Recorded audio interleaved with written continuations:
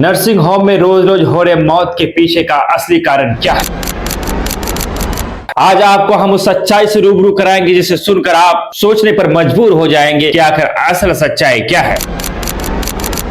Video में अंत तक बने रहे और असल सच्चाई से हम आज आपको रूबरू कराएंगे कि नर्सिंग होम में जो लगातार मौतें हो रही है उसके पीछे की असली कहानी क्या है। सलाम आदाब, मैं रमीज रेजा, आप देख रहे हैं द गगन टॉक। आज हम बात करेंगे कि नर्सिंग होम चाहे वैध हो या अवैध, जो मौतें हो रही है धड़ल्ले से आप सुन रहे होंगे, आज यहां तो कल वहां लगातार जो है लोग मौत का शिकार हो रहे हैं और हर मौत में डॉक्टरों पर लापरवाही का आरोप लगता है। हम आपको बताएंगे कि आखिर ये तमाम तर चीज क्यों पेश आता है और क्या वजह है कि जो ये इस तरह की घटनाएं बार बार हमें देखने और सुनने को मिल रहा है। तो इसके लिए सबसे पहले हम आपको ये बताना चाहेंगे कि आप कलम लीजिए और कॉपी लीजिए, किसी जो मेडिकल लाइन के जो बड़े जानकार हैं उनसे पूछिए। 30 से 35 डॉक्टर ऐसे हैं किशनगंज शहर में जो अच्छे डॉक्टर हैं, जिन्हें हम हर तरह से परिपूर्ण कह सकते हैं आप। और उसके बाद आप इस आंकड़े को भी देखिए, किशनगंज शहर में 250 से 300 नर्सिंग होम चल रहे हैं। आपको हम बताते चले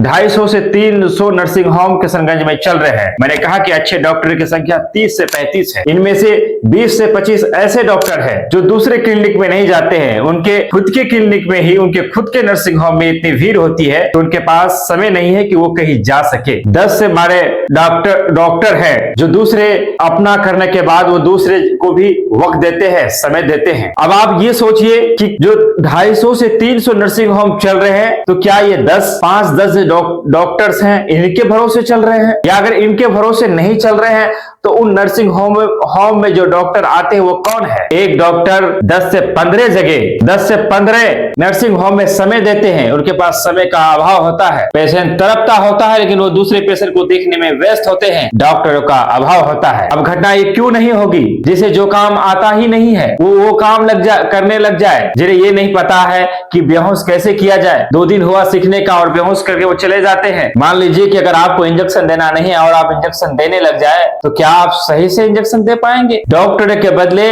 जो ओपीडी के स्टाफ होते हैं कभी कभार वो ऑपरेशन कर देते हैं। ये तमाम तरह चीजें हैं। वैध और अवैध की बातें हम बाद में भी कर सकते हैं। जो अवैध है तो वो अवैध है ही, जो अवैध नहीं है आप वहां भी जाएंगे तो जो सरकारी जो सुविधा सरकार ने तय कर रखी है वो नहीं है। किशनगंज जिले के किस नर्सिंग होम में 2, 4, 5, 10 को अगर हम छोड़ दें, आप जब इस पर बात कीजिएगा कि 250 से 300, ये सिर्फ किशनगंज शहर की बात कर रहा हूं। ये जो अस्पताल चल रहे हैं, नर्सिंग होम चल रहे हैं, इसमें कौन डॉक्टर ड्यूटी दे रहा है। फिलहाल हम किशनगंज को साइड रखना चाहेंगे। आप आ जाइए बहादुरगंज, ठाकुरगंज, पोखल इत्यादि जगह हम बाद में जाएंगे। बहादुरगंज में 10 से 12 नर्सिंग होम जो है निजी नर्सिंग होम चलते हैं और वहीं आप बहादुरगंज के डॉक्टरों की लिस्ट निकाल लें, 1 से 2 डॉक्टर होंगे जो बेहतर है, जो ऑपरेशन कर सकते हैं, उसके बाद कोई डॉक्टर है नहीं। तो सवाल पैदा होता है कि उन नर्सिंग होम में कौन डॉक्टर तैनात हैं और कौन लोग पेशेंट का ऑपरेशन करते हैं, तमाम तरह चीजें उपचार किया जाता है। डॉक्टरों के नाम पर उनके जो चेले चपाटे होते हैं वही तमाम तरह कार्यों को अपने से करने लग जाते हैं। इन तमाम तरह चीजों पर बात करना होगा, नहीं तो एक दिन हमें गंभीर परिणाम भुगतने होंगे। हम आपको बताते चले कि आम जनों को भी सतर्क होने की जरूरत है। आज से 20 साल पहले चले जाएंगे आप, 10 साल पहले चले जाएंगे तो नर्सिंग होमों की संख्या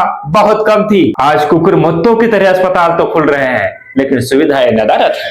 जब अस्पताल बड़े हैं तो हमें फैसिलिटीज मिलना चाहिए। आज तो हमारे पास ऑप्शन है कि 10 जगह हम पता करके जा सकते हैं।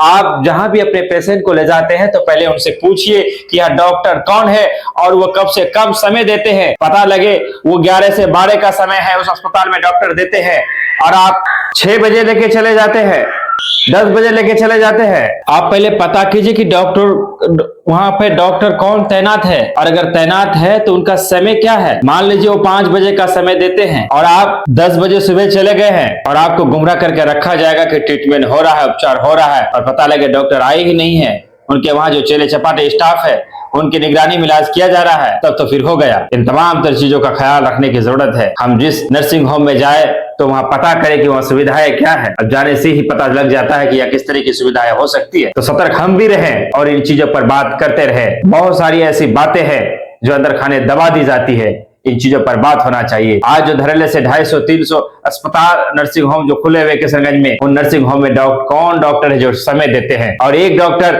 किन किन अस्पतालों में समय देते हैं, इन सब चीजों का अगर एक बार जांच हो जाए सही तरीके से, एक पदाधिकारी अगर ईमानदार आ जाए कभी जिले में, तो मैं समझता हूं कि तमाम तर जो फसाद के जरिए से खत्म कर दिया जाएगा। हम चाहेंगे आप अपनी राय दे, कमेंट दे, और फेसबुक में है तो फेसबुक को फॉलो करें, यूट्यूब में तो सब्सक्राइब करें। धन्यवाद।